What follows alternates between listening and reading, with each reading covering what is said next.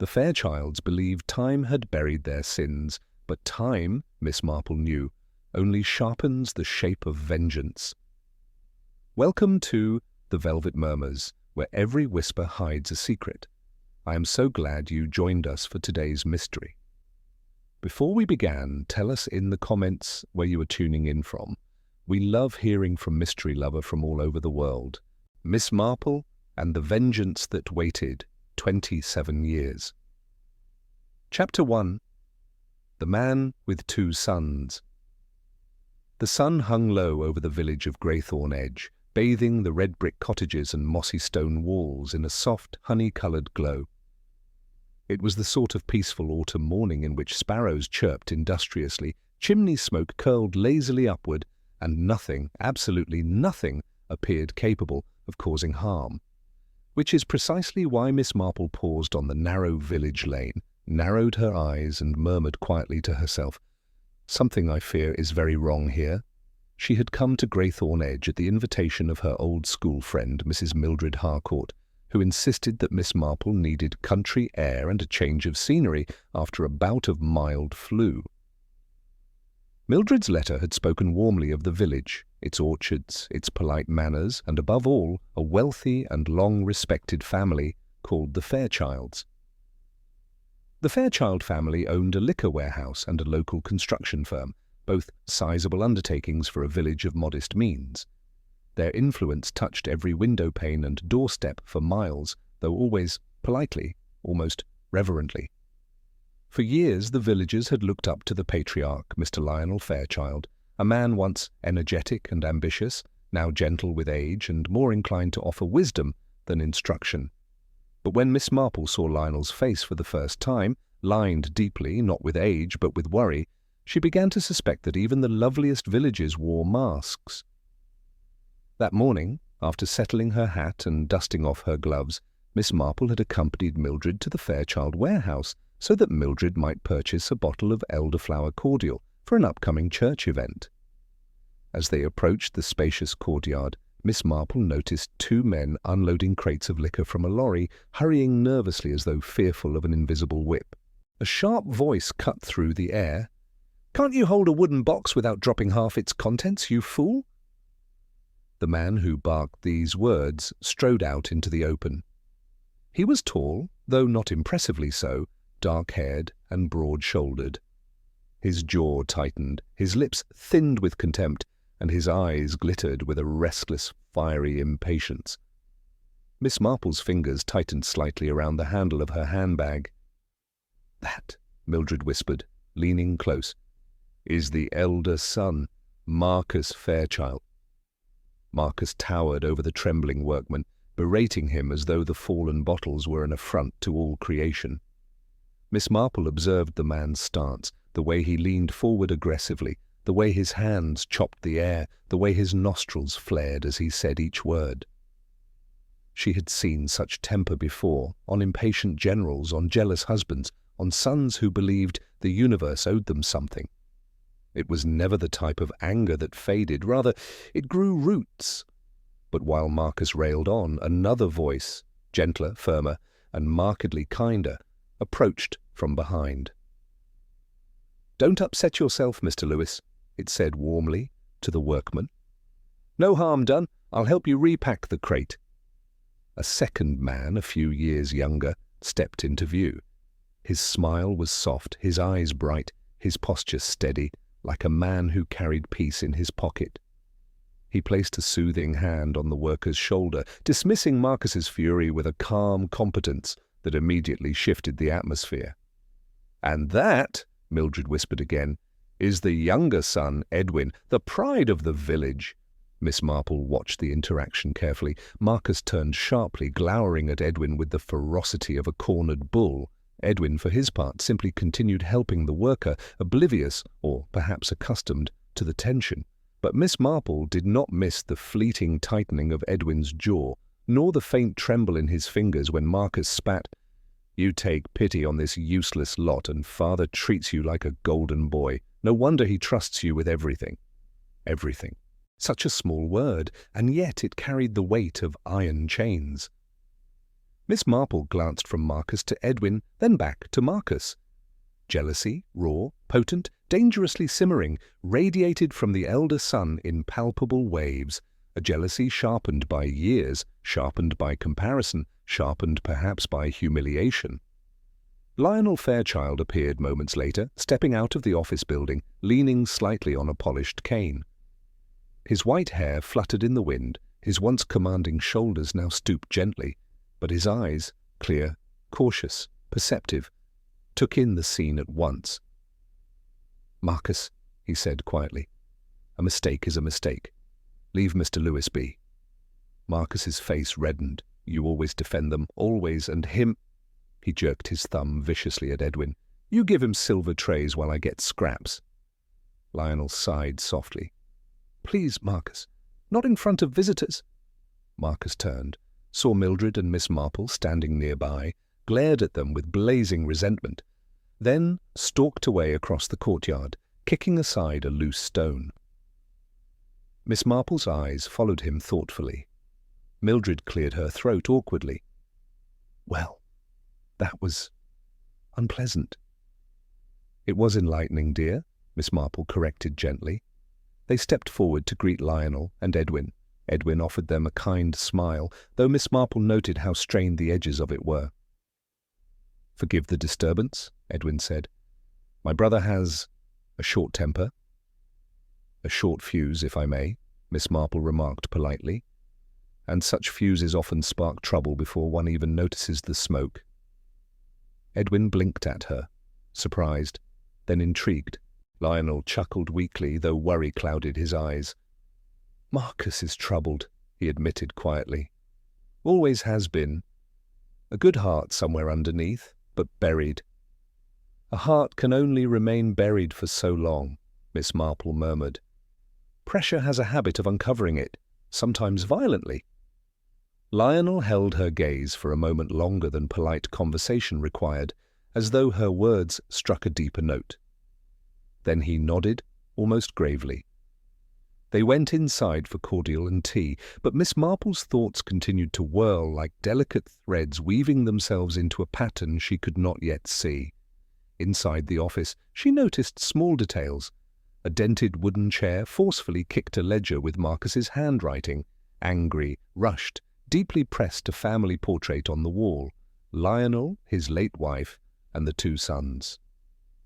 Marcus, standing slightly apart, unsmiling, and Edwin's calm hand resting protectively on his father's shoulder. When the ladies left the warehouse, Miss Marple paused at the door and looked back. Marcus stood across the courtyard, arms crossed, staring at Edwin with an expression that chilled her with its intensity, an expression she had seen once before in the eyes of a man who later attempted murder. Mildred linked her arm with Miss Marple's. "Do you think something dreadful is brewing?" Miss Marple buttoned her coat, her gaze lingering on the family. "My dear, in every peaceful village there is always something dreadful brewing. Jealousy, resentment, ambition, these are seeds that do not wither easily. They simply wait." She glanced at the calendar pinned to the warehouse wall. 5 November was circled in red, bold, heavy-handed, and for reasons she could not yet explain, a faint shiver ran down her spine. "Mark this day, Mildred," Miss Marple whispered softly, "for I fear the Fairchilds are heading toward a tragedy, one that has been waiting many, many years." Chapter 2. Death in a Quiet Bedroom. Rain arrived that night in Greythorn Edge, not the fierce, thundering kind, but a persistent, whispering drizzle that clung to rooftops and trickled down window panes like the soft breathing of someone trying not to weep. Miss Marple, who had always considered weather a curious commentator on human life, took it as a sign of unease.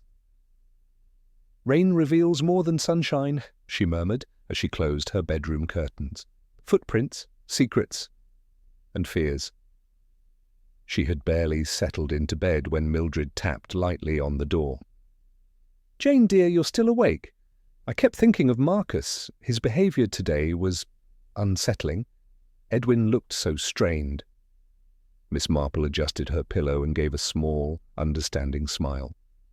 My dear Mildred, families often hold their breath around tempers like Marcus's, but it is rarely the present that causes the real trouble. It is the past. Mildred shivered. You suspected something, didn't you? Not suspected, Miss Marple replied gently, merely recognized. And indeed she had. She had recognized the look of a man who had lost something long ago and blamed the world for it ever since. The next morning, the rain had lifted, leaving behind a tender mist, wrapping the village in a pale silver hush. Miss Marple, always an early riser, stepped out for a walk before breakfast. She expected quiet streets and the calm rustling of hedgerows, but instead found an unusual buzz of whispers drifting between cottages. 3 women stood near the post office, their scarves tied hastily, their faces pale with morning shock. "It's dreadful, simply dreadful," one said. "Such a young thing," another added breathlessly. "And expecting?" Miss Marple's steps slowed just enough to catch the words. A death. A young woman. Expecting. And then she saw the messenger boy running across the lane, delivering the news like a startled bird, scattering seeds of alarm. By the time Miss Marple returned to Mildred's drawing room, Mildred herself was trembling beside the radio, a kettle forgotten and shrieking on the stove. "Jane! Oh, Jane! A tragedy at the Fairchild house. It's Edwin's wife, dear heaven, his wife. She's been found dead in bed this morning. No warning, no illness, nothing." Miss Marple lowered herself into a chair, her expression calm, but her eyes sharp with rising thought. "Tell me everything." "She was 5 months along," Mildred whispered. "Perfectly fine last evening, but this morning cold, unresponsive, gone." A moment of silence followed. Miss Marple heard more in that silence than Mildred could imagine. A young pregnant woman, no illness, no struggle, sudden death in the night, not impossible, but terribly unlikely. "Who found her?" Miss Marple asked quietly. "Edwin himself. Poor boy was in a horrid state, said he slept beside her the whole night and noticed nothing. Lionel is heartbroken, and Marcus is saying very beastly things, blaming Edwin for carelessness or for not calling the doctor sooner." Miss Marple stood. "Let us go." "Jane, we can't intrude." "My dear Mildred," Miss Marple said, adjusting her hat, "no one notices an old woman with knitting in her bag, and if ever a family needed someone to notice them, it is now." They reached the Fairchild home, a sprawling red brick house with a sagging lilac tree by the gate. The front door stood open, villagers gathered like moths around a dim lantern. A constable tried to maintain order, his moustache twitching nervously. Lionel Fairchild was seated in a high-backed chair, face grey, eyes sunken, hands trembling uncontrollably. Edwin sat beside him, head buried in his palms. Marcus paced the hall like a caged animal. Miss Marple observed first, not the grief, which was genuine and raw, but the edges of it, the small details. The shadows grief cast in different shapes. Marcus glanced at her with narrowed eyes. "Another Gawker?" Miss Marple gave him a gentle, grandmotherly smile. "No, dear, merely a concerned neighbour. Women of my age worry easily." Marcus scoffed and stalked away. Miss Marple turned to the constable. "I do hope," she began in her soft, harmless voice, "that the doctor has examined the young woman." "He has," the constable said. "Says it appears natural.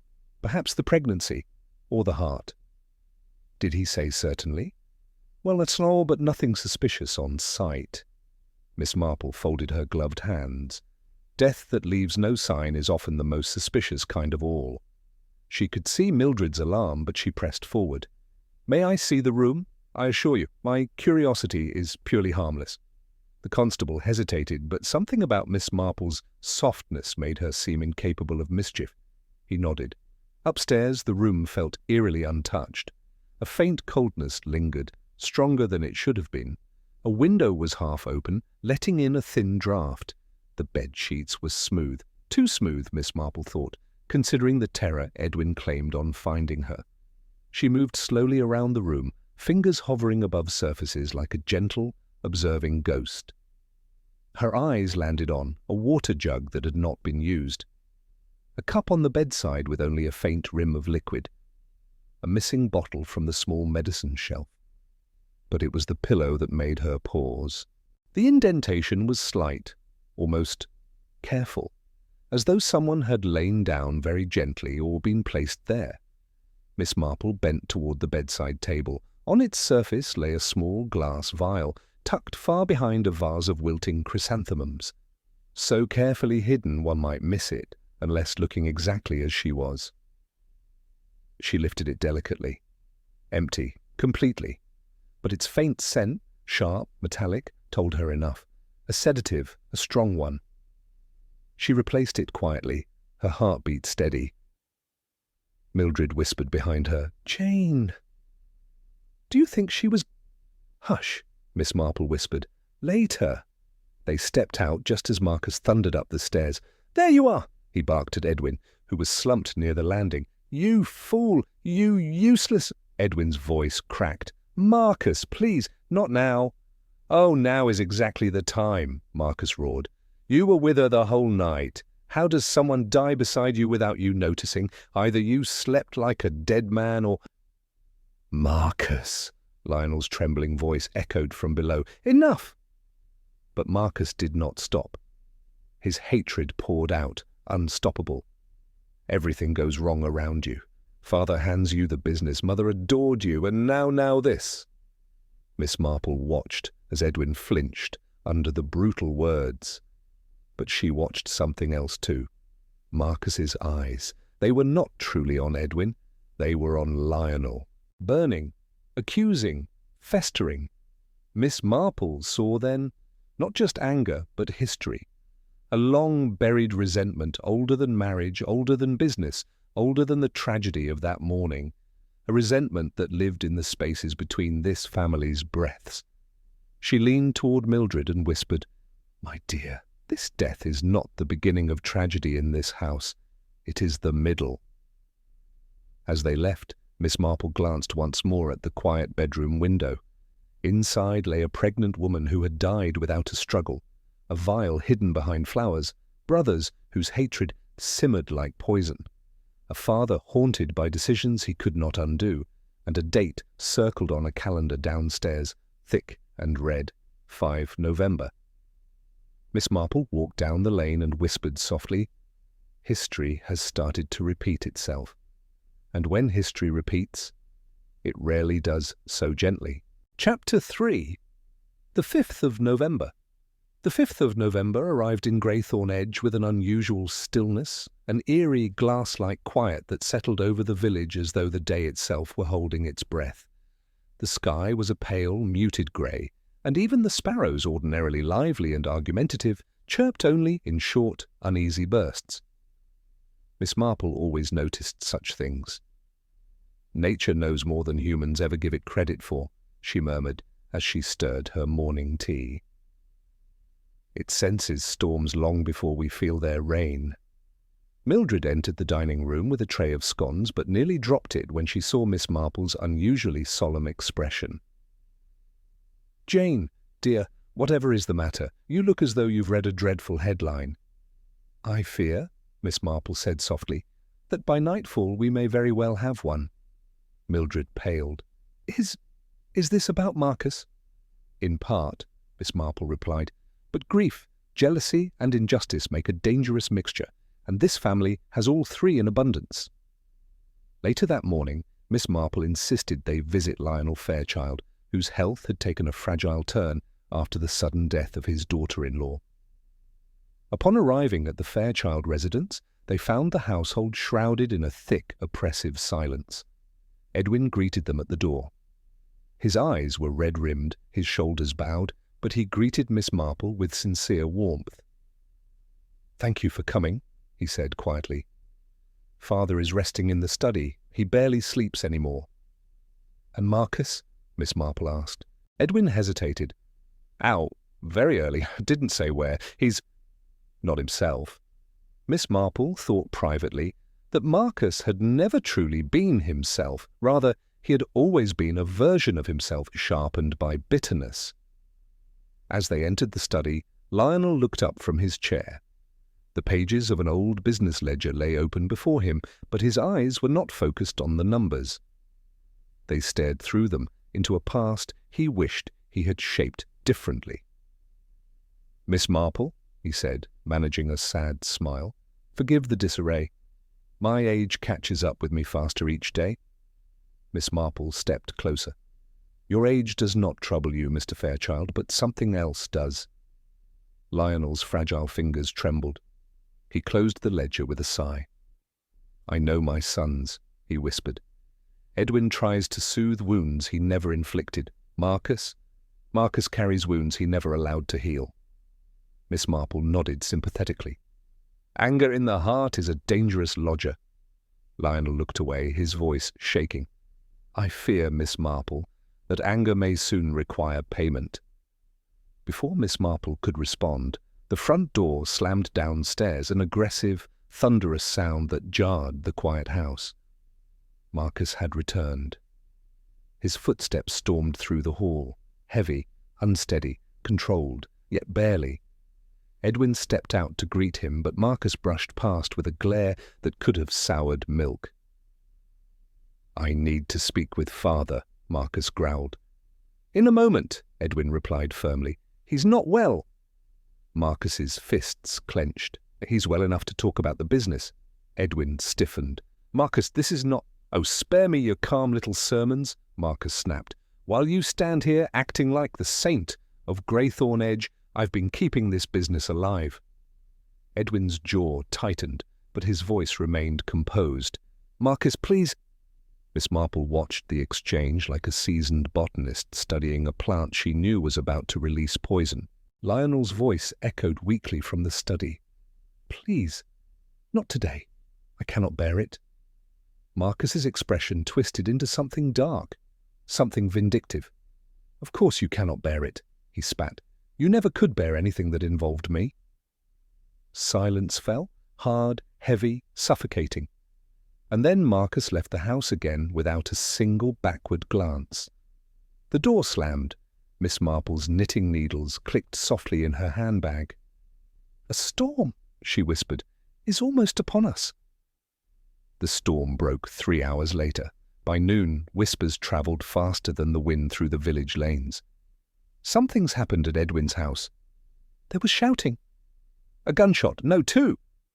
Miss Marple and Mildred reached the Fairchild home just as the first constable ran through the gate, breathless and pale. The front door stood ajar. Inside, the hallway was filled with the suffocating metallic smell of gunpowder, a smell Miss Marple had encountered once before during a wartime incident, a smell she had hoped never to meet again. Edwin Fairchild lay sprawled near the fireplace, his body collapsed into an unnatural stillness. A single bullet hole marked the center of his forehead. A second wound darkened the front of his chest. Miss Marple's breath tightened, but her eyes, sharp, sorrowful, continued searching. A second body.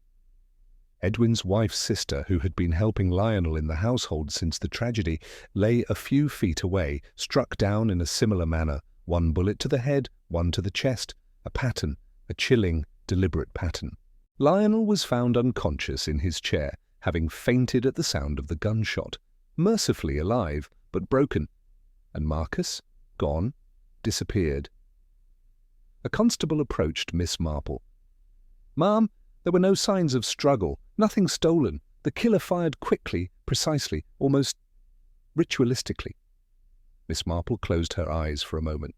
Head, chest, a ritual of bullets, a message, a memory. She turned sharply to the constable. "Search immediately for Marcus Fairchild, and do not assume he is the killer merely because he fled." "What do you mean?" Miss Marple lifted her chin, her voice chillingly calm. "This is not an ordinary crime. It is not rage. It is not robbery. It is a repetition." "A what?" "A repetition of something that happened many years ago," she said. "And the pattern is unmistakable." The constable swallowed. "Miss Marple, do you know what happened here?" Miss Marple looked toward Edwin's body, her eyes moist but unwavering. "I know this," she whispered. "Someone has waited a very long time to make this day return."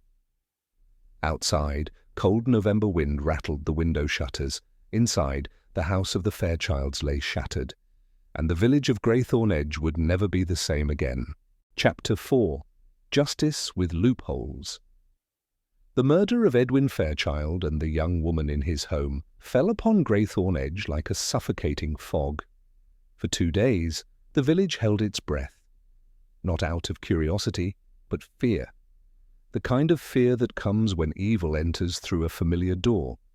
Constables swarmed the lanes, the newspapers hungrily twisted the story, and villagers whispered Marcus's name like a prayer that refused to be answered. But Miss Marple, quiet, observant, and serenely unhurried, sat knitting in Mildred Harcourt's parlour, her needles clicking with a soft metallic rhythm. "Jane," Mildred said, pacing the carpet for the 10th time, "everyone believes Marcus did it. They say he ran away immediately after the shots. He's unstable, angry, certainly capable of it." Miss Marple did not look up. "My dear, people often confuse capacity with evidence. A man may be capable of wickedness without committing the particular wickedness in question." "But surely," Miss Marple finally raised her eyes, "surely," she said gently, "someone who plans a murder with such precision, 2 bullets in the same ritual pattern, head and chest, does not flee like a frightened child. A ritualistic killer is not clumsy. He is thorough." Mildred stopped pacing. "Then he is dead too?" Miss Marple sighed softly. "Marcus may be many things, but not foolish. If he had intended to kill his brother, he would not have done it in broad daylight, nor without ensuring his father was not present." Mildred's voice trembled. "Then what do you believe?" Miss Marple resumed her knitting. "I believe," she said thoughtfully, "that this tragedy does not belong to the present. Its roots lie deep, in old decisions, older resentments, and a grief that has smouldered for years. 3 days after the murders, the constable summoned Miss Marple to the station. He looked tired, his moustache drooping with exhaustion, his eyes shadowed. "Miss Marple," he began, "we've combed the village and nearby roads. Marcus Fairchild hasn't returned home, hasn't taken money from his accounts, hasn't been seen." "His disappearance," Miss Marple said quietly, "is not proof of guilt. It may be fear, or shock, or shame." "But the timing," Miss Marple interrupted gently, "can be arranged. But hatred of this magnitude, hatred expressed in bullets placed with deliberate calm, comes from somewhere far older than a brotherly quarrel." He swallowed. "Could it be the wife's family, or someone from the business world?" Miss Marple's smile was soft, but knowing. "Look backward, not outward, Inspector. That is where you will find your answers." The inspector blinked. "You believe this is connected to something from long ago?" Miss Marple nodded. "Revenge rarely sprouts overnight. It is like ivy, slow, creeping, and patient, and when it finally wraps itself around its target, it squeezes."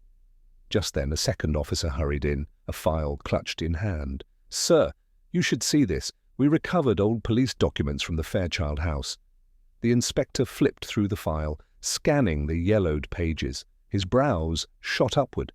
"Well, I'll be—" "Miss Marple, this is from 27 years ago, a double murder. Edwin's older brother Marcus was involved. He was arrested then. It says his younger brother and sister-in-law were shot, head and chest." Mildred gasped. Miss Marple closed her eyes briefly. Her intuition confirmed. "Yes," she whispered. "The same pattern." The inspector shook his head in disbelief. "But the killer was Marcus. He confessed. He served prison time." Miss Marple gently tapped the file. "He served 2 years for a double murder? And then he was granted bail?" The inspector hesitated. Apparently his conduct was excellent. He had influential friends. Miss Marple's expression hardened, a rarity for her. "Justice with loopholes is merely a polite invitation for vengeance." She scanned the report more carefully. Lionel Fairchild had tried desperately to keep Marcus in prison longer, but someone had helped Marcus escape the full legal consequence. Someone had believed his anger was not dangerous. Someone had closed the file. Miss Marple folded her hands in her lap. "And tell me," she asked the inspector quietly, "what became of the murdered couple's children?" The inspector looked uncomfortable. "They stayed, with Marcus and Lionel, raised in the same house." Miss Marple absorbed these words like a sponge drawing in water, abused quietly, ignored publicly, forced to live with the man who murdered their parents, watching his children get everything they never received. It was not hard to imagine what hatred could look like after 27 years of slow fermentation. "May I see their names?" Miss Marple asked. The inspector slid the file toward her. 3 children, a girl, now married and gone, 2 boys. Miss Marple's finger paused on the names. Victor Fairchild, Jonah Fairchild. The inspector cleared his throat. They used shortened names in the village. Vic and Joe both left Greythorn Edge years ago.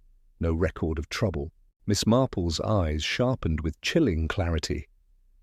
"They would not cause trouble here," she said softly. "Not while they were powerless, but once grown, once educated, once free." She looked at the inspector gravely. "Find those boys." Mildred trembled. "Jane, you don't mean... You surely cannot think—" "Think?" Miss Marple whispered. "My dear, I know." She stood abruptly, her knitting slipping into her bag. 27 years ago on this very date, their parents were murdered. And yesterday, 27 years to the day, the pattern returned, the same method, the same calm. She looked at the inspector. "You are not searching for a hot-headed murderer. You are searching for 2 young men trained not by circumstances, but by 27 years of grief." That evening, Miss Marple sat alone near the fire in Mildred's parlour. The flames danced softly, casting shadows like stretched fingers across the floorboards. Mildred brought in a pot of tea, but Miss Marple barely noticed it. Her mind was weaving. Why shoot the aunt who helped the family? Why spare Lionel? Why vanish? Why leave Marcus's fate unclear? And then her thoughts drifted back to the dead woman in the quiet bedroom, the vial hidden behind the flowers, the coldness in the room, the missing bottle. "Poison," she whispered. "A gentle beginning to a violent end." The house grew colder. A knock at the door startled Mildred. Startled. A constable stood on the step, his face pale. "Miss Marple, we've found Marcus Fairchild." Miss Marple's heart tightened. "Alive?"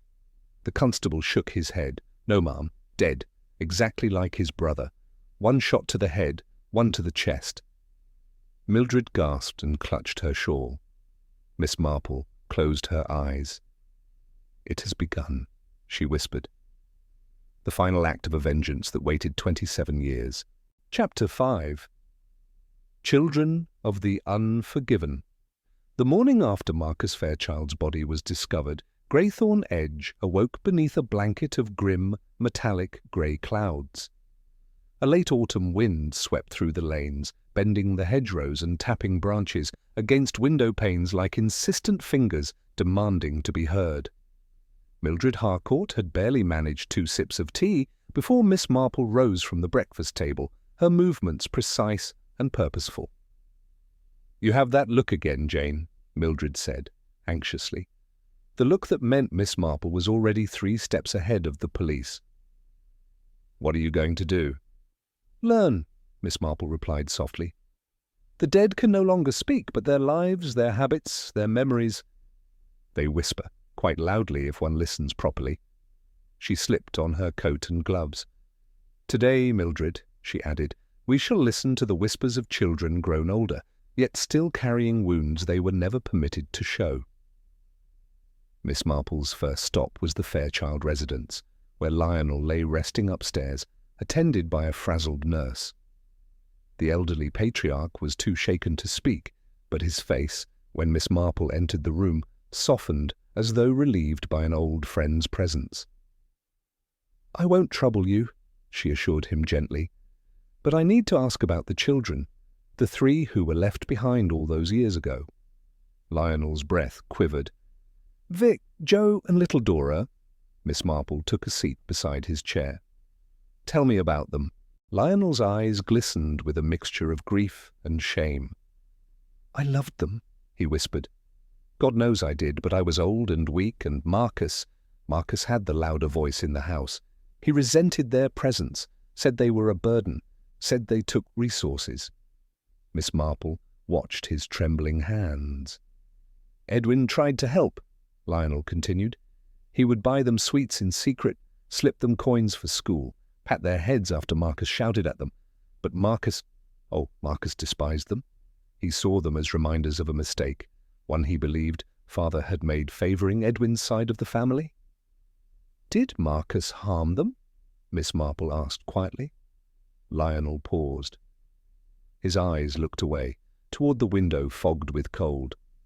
"Harm is not always done with fists," he said finally. "Sometimes it is done with silence, with neglect, with humiliation delivered daily until a child learns to swallow pain instead of crying it out." Miss Marple absorbed this, her fingers gently folding her handkerchief. "And Dora?" she asked. "The girl. Married and gone years ago, married a clerk in Brighton. She rarely visits. But the boys?" Lionel closed his eyes. "Vic and Joe left together when they were barely grown. Joe got a scholarship to study accounting in London. Vic followed him. They wrote to Dora occasionally, but never to me, not once."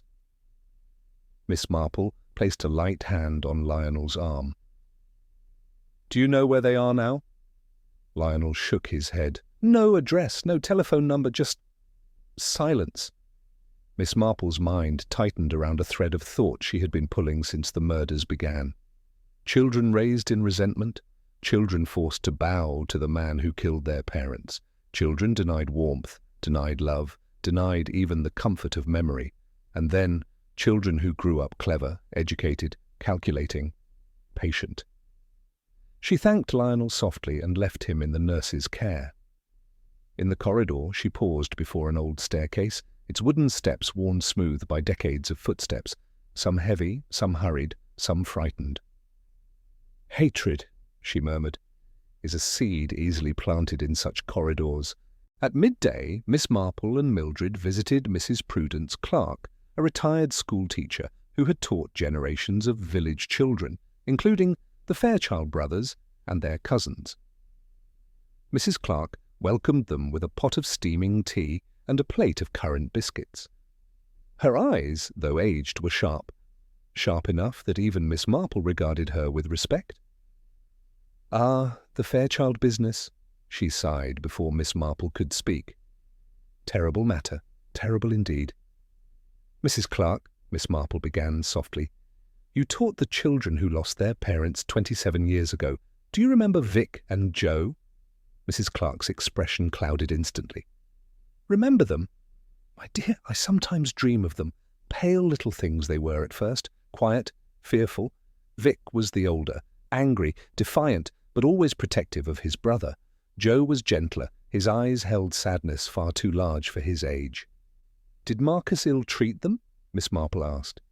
Mrs. Clark hesitated, out of loyalty to a village name, not out of doubt. "They came to school tired, often hungry. Their clothes were clean but worn thin. When I asked, Vic would say nothing. Joe would look down. They never complained. That was the strangest part." "Children seldom complain when they fear the consequences," Miss Marple said gravely. Mrs. Clark nodded. "Exactly, but they had each other, always side by side, always sharing the same lunch, the same pencil, the same books. Pain makes companions of those who share it." "And their cousin Edwin?" "Ah!" Mrs. Clark softened. "He was kind, very kind, tried to include them in games, but Marcus—" Whenever Edwin showed affection to the boys, Marcus would mock him, call him weak, call the boys beggars. Mildred gasped. Miss Marple felt a familiar ache, the ache she felt whenever she saw the slow poisoning of a child's spirit. "And the day they left the village," Miss Marple prompted. Mrs. Clark sighed. "They left quietly, no farewell, no luggage to speak of, just two young men walking down the lane toward the station, their backs straight, their faces set like stone." "Did you think they would return one day?" Miss Marple asked. Mrs. Clark sipped her tea. "No," she said, "but I feared something else, something darker." "What was that?" Mildred whispered. That the village had created in them something it never intended to. A hardness, a resolve, the kind that waits quietly until the right moment. Miss Marple placed her teacup down slowly. "Children," she murmured, "do not forget. They simply grow taller around the memory." Later that evening, Miss Marple walked alone through the chilly dusk. The Fairchild home stood at one end of the village lane like a brooding sentinel. Its windows glowed faintly, its gate creaked softly in the wind, and a constable patrolled the perimeter with a lantern that swung like a dim golden pendulum. Miss Marple stopped at the gate. She closed her eyes. She listened. Not to the house itself, but to the echoes trapped within its walls, the sound of Marcus's fury, the muffled sobs of children, Lionel's weary sighs, Edwin's gentle reassurances, and beneath it all, the slow, quiet counting of years by two hearts filled with grief. She opened her eyes at last. "The killer did not act in haste," she whispered. "He acted in remembrance." The ritual of bullets, the repetition of a date, the calm execution, the vanished years. Only one truth fit all pieces. Vengeance had grown up inside this village like ivy, quiet, twisting, patient, waiting until it was strong enough to reclaim everything that had been taken. Mildred approached from behind, her breath clouding in the cold. "Jane, do you think the boys will strike again?" Miss Marple turned, her expression troubled. "They already have," she said softly. "And their work is not yet finished." "What more could they want?" Miss Marple looked at the Fairchild house. "One last person." Mildred swallowed. "Who?" Miss Marple lowered her voice to a whisper. "Lionel Fairchild." Chapter 6. A Share of Blood and Brick. The village of Greythorn Edge rarely knew fear. It had known gossip, scandal, and the occasional drunken quarrel, but fear, true, bone-deep fear, was new. And it hung now over every lane, doorstep, and garden gate like a dark shawl thrown across the shoulders of the entire parish. Miss Marple felt it most sharply that week, not because fear troubled her, but because fear always indicated unfinished business. And unfinished business was exactly what the Fairchild tragedy had produced. The 6th day after the murders dawned with a brittle chill. Frost clung to window panes like delicate lace, and the garden paths cracked softly beneath the shoes of early risers. Miss Marple stood at Mildred Harcourt's gate, her eyes turned toward the Fairchild estate.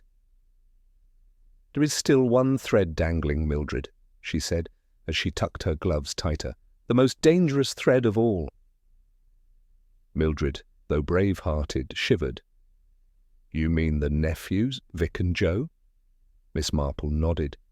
"A vengeance that waited 27 years does not strike blindly. It follows its own order, its own rules." She gazed down the road. "And the next rule," she murmured, "is confrontation." By noon, the confrontation arrived. A constable came running down the lane, breathless. "Miss Marple, they've been seen, 2 young men asking the villagers for directions to the Fairchild house." Miss Marple exchanged a grim glance with Mildred. "Let us hurry," she said softly. They reached the edge of the estate just as 2 figures approached the gates, tall, lean silhouettes with long strides and tightly set shoulders. Victor Fairchild, Vic, moved with the rigid grace of someone who had practiced holding his emotions inside for a lifetime. His jaw was sharp, his eyes colder than winter frost. Beside him walked Jonah, Joe, quieter, gentler seeming, yet with a stillness that reminded Miss Marple of deep water, calm on the surface but unfathomable below. The constables stepped in front of them. "Halt! Identify yourselves!" Vic stopped, his lips curled slightly. "No need to shout. We've come to see our grandfather." "You have no permission to—" Vic cut him off with a raised hand. "We didn't ask for permission, only directions." Joe spoke then, his voice low, almost polite. "We've been away too long. It's time to settle our share." Miss Marple stepped forward. "Your share of what, dear?" Vic's eyes flicked to her. He froze, if only for a fraction of a second. He had not expected an old woman to stand between him and the last piece of unfinished vengeance. "Our share of the property," Vic said finally. "Our father's share." Miss Marple's voice remained gentle, almost grandmotherly. "And why did you not ask for it earlier?" Vic's jaw tightened. "We were not strong enough earlier." Joe lowered his gaze. "We were children, powerless, alone." Miss Marple nodded slowly. "Yes, children who grew up in the shadow of a murderer." Vic didn't blink. Miss Marple continued, softly but relentlessly. "And children who have now begun to clear that shadow away, one body at a time." The constables stiffened. Vic and Joe's stillness deepened. Finally, Vic spoke. "The law failed us once, Miss Marple." Vic gave a faint, hollow smile. "The law failed us once, Miss Marple. It let our parents' killer live. It let him walk free. It let him raise us, humiliate us, starve us of affection. Why should we trust the law now?" Miss Marple took one small step closer. "I am not asking you to trust the law," she said softly. "I am asking you to trust yourselves." Joe's voice trembled. "We tried. For 27 years we tried to forget. We worked, we studied, we built our own lives, but every night—" His breath caught. "Every night I saw my mother's face." Vic's hand rested on his brother's shoulder. "That is why we came back." "To kill?" Miss Marple asked gently. "To take what is ours," Vic replied. "To take back what was stolen." "And Lionel?" Miss Marple asked quietly. "What is he? A thief? A murderer?" Vic's eyes hardened. "He didn't protect us." Miss Marple's voice sharpened. "Just barely. Children often believe the one who doesn't save them is worse than the one who harms them, but Lionel was not your jailer. He was your weakest guardian, not your executioner." Joe flinched. Vic looked away. "Let us through," Vic said coldly. "We will speak with him." Miss Marple shook her head gently. "No, dear, not while your hands are still stained with what you have done." Vic's nostrils flared. "Move aside." The constables tensed. Miss Marple did not move. "You cannot enter that house," she said softly, "because the man inside it is the last living thread connecting you to your parents' true memory, and you are about to cut it for the wrong reason." Joe looked stricken. "The wrong reason?" "Yes," Miss Marple murmured. "You returned not for justice, but for symmetry." The brothers stared. "Symmetry?" Vic repeated. Miss Marple's voice was quiet, chillingly clear. "One bullet to the head, one to the chest. 2 deaths, same method, same date. You mirror the past because you believe repeating it will erase it." Joe swallowed, the truth striking him visibly. Vic's face twisted. "We want our father's share." Miss Marple held his gaze. "No," she whispered. "You want your father's end. You want him to stop dying inside your memories. You want to rewrite the night you lost everything." The cold wind rustled through the hedges. Not a sound came from the house. Vic's voice cracked, just once. "We wanted a life we were never allowed." "I know," Miss Marple said softly, "but you cannot build that life on graves." Joe closed his eyes. Vic looked at him. A moment of silence passed between the brothers, long, heavy, trembling. Then Miss Marple stepped back. "Come," she said. "Let the inspector accompany you. Speak to Lionel. Ask for what you believe is yours. But do it with the living voice of men, not with the silent voice of a gun." Vic's hands clenched slowly, then uncurled. Joe wiped his eyes. The constables lowered their weapons. Inside, Lionel Fairchild was seated by the fire, his breath shallow, his hands trembling. When Vic and Joe entered, the old man stared, first in disbelief, then in a grief so profound it blurred past words. "My boys," he whispered. Vic looked away. Joe stared at the floor. Miss Marple watched them, silent as a shadow. And in that quiet room, the truth began to unfold, not with bullets, but with broken voices and decades of buried sorrow. She knew the storm was not over. But for the first time, The lightning paused. Chapter 7. The day repeats itself. Dusk slipped over Greythorn Edge like a heavy velvet curtain, swallowing the village's remaining warmth. The street lamps flickered, first shyly, then with steady gold halos that trembled in the icy wind. Inside the Fairchild estate, silence sank deeper with every passing minute. Miss Marple remained seated in the corner of the drawing-room, her knitting resting untouched in her lap. It was rare for her hands to be still, rare, too, for her breathing to be as measured as it was now. She was listening, not to voices, not to movement, but to the shift of emotion in the room. Vic and Joe sat opposite Lionel Fairchild. Vic's jaw was clenched so tightly his cheek twitched. Joe's fingers trembled against the sleeve of his coat. Lionel's breathing rasped, fragile and unsteady. The constable stood at the doorway, watchful but not intrusive. Firelight danced across their faces, warm on Lionel, harsh on the boys. Miss Marple finally spoke. "You have something to say to your grandfather. Say it honestly. Say it without the weight of guns or ghosts." Vic inhaled sharply.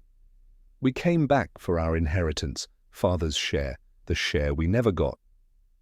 Lionel's eyes shone with tears. "You think I denied you out of cruelty?" "You gave everything to Marcus," Vic snapped. "And what did he give us? Starvation? Humiliation? A life lived in the shadows of your guilt?" Lionel closed his eyes as though struck. Joe's voice shook as he spoke next. "Did you ever once look at us and see your son's children? Or were we just reminders of what you lost?" Lionel reached out a trembling hand, not touching, but yearning. "I loved you," he whispered. "You must believe that." Vic looked away. Joe's throat tightened, but Miss Marple leaned forward, her eyes sharp. "Love without action," she said quietly, "is like a letter never posted. The intention exists, but the message never arrives." Lionel's breath hitched. "Vic! Joe!" he whispered. "I was a coward. That is my crime. I let Marcus rule that house. I let his hatred spill into you. I told myself time would fix it, but time only deepens wounds unattended." Joe wiped a tear angrily. "We suffered." "Yes," Lionel whispered. "I know." "But why?" Vic said hoarsely. "Did you not protect us?" Lionel answered with a painful truth that chilled the room.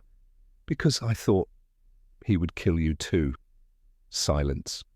Raw, shattering, absolute. Vic froze. Joe's eyes widened.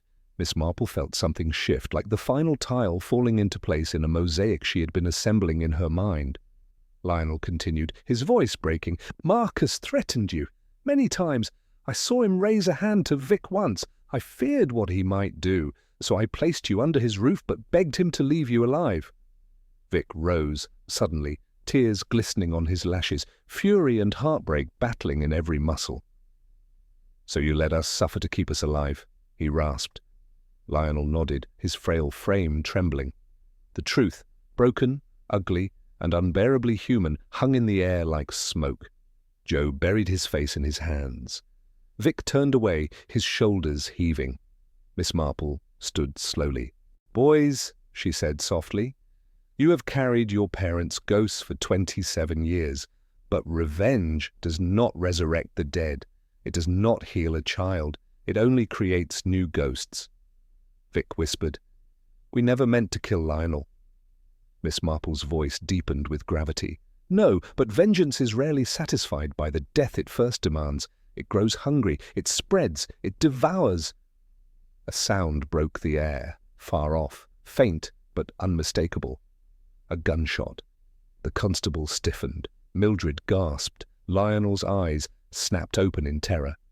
Miss Marple moved first. "That came from the guest house," she said instantly. "Follow me." She swept out before anyone could stop her, her steps swift despite her age. The constables scrambled after her. Vic and Joe followed as though pulled by invisible strings. Outside, wind howled through the trees, whipping branches into frantic motion.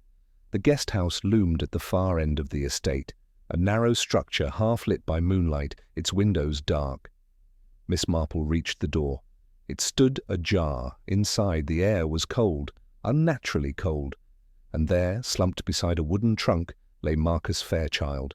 But Marcus was already dead, killed earlier that week. What chilled Miss Marple was not the body. It was the mirror of the scene, one bullet to the head, one to the chest. A ritual repeated with surgical precision. The constable murmured, "But this happened before we found him outside the village." Miss Marple's voice cut in sharply. "No, this is where he was killed. His body was removed, placed elsewhere to redirect suspicion."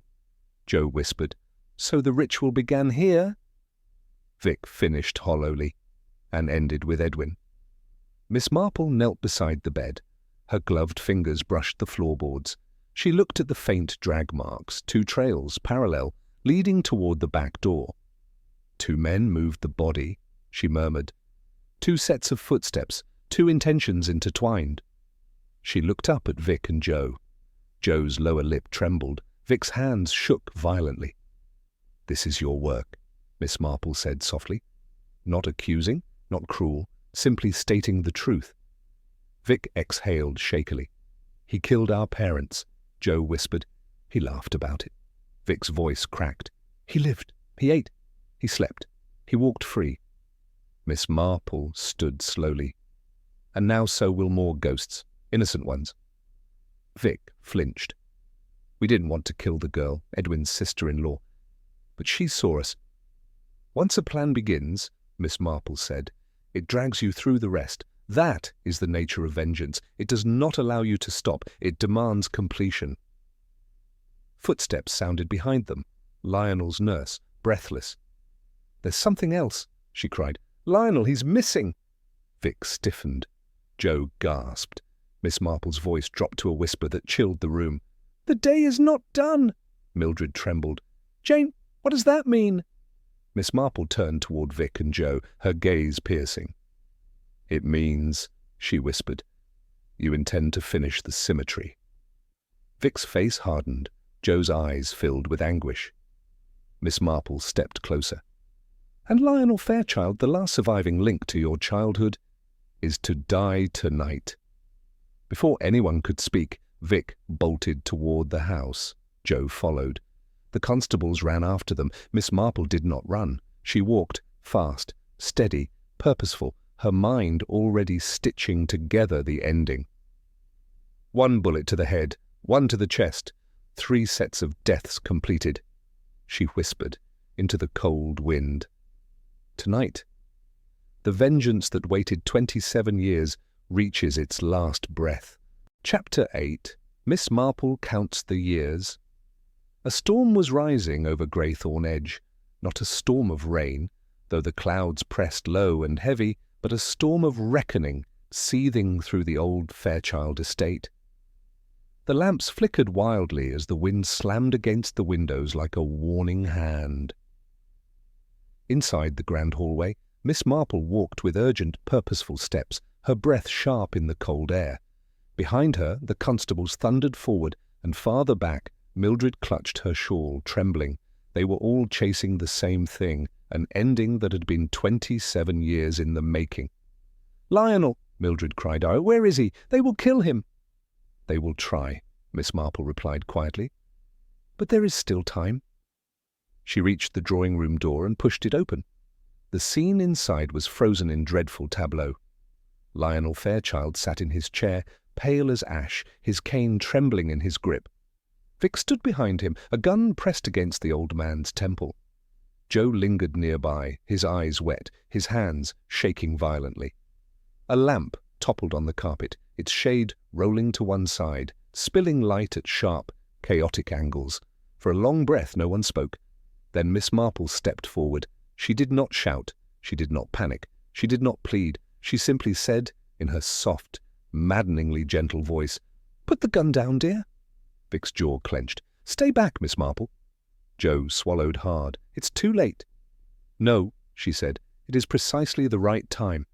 She moved closer, slowly, carefully, her voice as steady as the ticking of a grandfather clock. "You've repeated every grief of your childhood tonight, every wound, every injustice. You have mirrored the past perfectly. The ritual is complete, except for this one last cruelty." Vic's breath came sharp and angry. "He let us suffer. He let our parents die." Lionel closed his eyes, a tear slipping down his cheek. Miss Marple's voice softened, becoming painfully human. Because he believed, in all his cowardice, that turning away was safer than facing the truth. But cowardice is not malice, and fear is not wickedness. Joe whispered. He still protected Marcus. "No, dear," Miss Marple replied gravely. "He feared Marcus." Vic's hand trembled. Joe inhaled shakily. Miss Marple continued. "And when you boys, two frail, grieving, mistreated children, stood in that doorway years ago asking only for love, Lionel could not bear the shame of what he had enabled. So he did nothing." Her eyes glistened with unshed tears. "That is not forgiveness I am asking of you, it is understanding." Vic froze, gun still pressed to Lionel's temple. "And now," Miss Marple said quietly, "you want this man to die exactly as your parents did, one bullet to the forehead, one to the heart, the same date, the same hour, the same terrible symmetry." Lightning flashed. Thunder shook the window panes. Joe covered his mouth, choking on a sob. "Miss Marple, we didn't mean to kill the children. They ran—" She looked at him firmly, stopping him with a raised hand. "Vengeance," she said, "is a fire that does not know the difference between the guilty and the innocent. It burns whatever lies in front of it." Vic squeezed his eyes shut. Joe dropped to the floor, sobbing. Miss Marple stepped directly into Vic's line of fire. "No!" the constable shouted, but she raised her hand calmly, never looking away from Vic's tormented eyes. "In your heart," she whispered, "you are still that frightened boy who watched his parents die. You are still begging someone, anyone, to stop the hurt." Vic's breath hitched, his pupils dilated, his hand shook violently. "You want Lionel to die," Miss Marple said, "so that the circle is complete." Another step closer. "But my dear, circles do not heal. They trap you." She touched the barrel of the gun with 2 fingers, slow, fearless. "You have carried 27 years of agony in your ribs. You have not slept a day in peace. Killing Lionel will not bring peace. It will only give birth to another long, sleepless night." Vic's face twisted. "He let it happen." "Yes," Miss Marple said. "He did." Lionel sobbed softly. "But how many more lives must end before you stop letting the past decide the future?" The wind howled like a creature in pain. Miss Marple placed her hand gently over Vic's on the gun.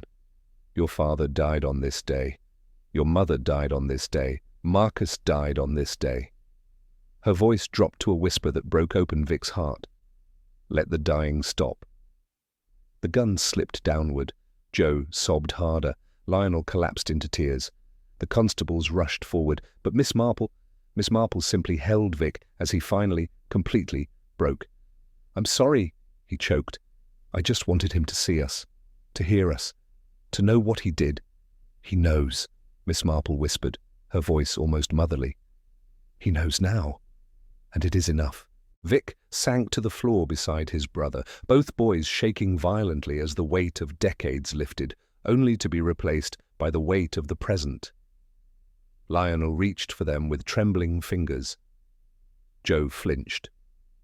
Vic looked away, but Miss Marple touched their shoulders gently. "There is time for grief," she said, "and time for truth, and even perhaps time for forgiveness, but only if everyone survives tonight." The constables took Vic and Joe into custody. Not harshly, not brutally, but with the sorrowful care one gives to men who were broken long before they became dangerous. Lionel was helped up by Mildred, who wrapped her shawl around his shoulders. The storm began to break apart outside, the clouds thinning just enough to let in a pale sliver of moonlight. As the front door closed and the heavy footsteps faded, Miss Marple finally allowed herself to sit, slowly, exhaustedly, into Lionel's armchair. Mildred approached her. "Oh, Jane, how did you know?" Miss Marple smiled sadly. "My dear," she said, The past has a way of repeating itself, unless someone stops it. She looked at the empty hallway, the echoes of grief still clinging to the walls. "And tonight," she murmured, "we have ended a cycle that began 27 years ago." She reached for her knitting again. Her hands trembled, but she picked up the needles with quiet resolve. Outside, the wind softened, the storm died, the night began to heal. And Miss Marple, with all her gentle wisdom, whispered the final truth. Vengeance waits, but mercy does too.